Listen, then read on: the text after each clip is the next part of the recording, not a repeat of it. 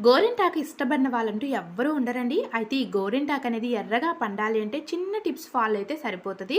ఇక్కడ చూసారు కదా! గోరింటాకు మన ఇంట్లో లేకపోయినా పక్కింటోళ్ళు, పొరుగింటోళ్ళు, ఎదురింటోళ్ళు అడిగి మరి తెచ్చి మరి మనం గోరింటాకునైతే పెట్టుకుంటూ ఉంటాం కదా! అయితే గోరింటాకు ఏంటి అంటే మనకి మన నానమ్మలు, తాతమ్మలు ఆ టైంలో అయితే గోరింటాకు మిక్సీ జార్‌లో ఏసి రుబ్బేవాళ్ళు ఎవ్వరూ ఉండరు. అందరూ రోల్లోనే వేసి రుబ్బేవారండి. ఇప్పుడైతే మనకి మిక్సీ జార్‌లు వచ్చేసాయి. సో, మన పని త్వరగా అయిపోవాలి.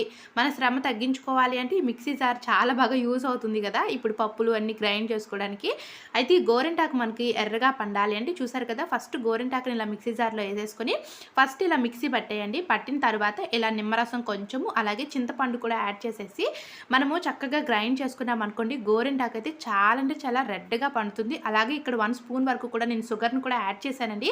షుగర్ వేయడం కూడా వల్ల కూడా మనకి గోరింటాకు అనేది రెడ్‌గా పండుతుంది. మీరు ట్రై చేయండి. Thanks for watching.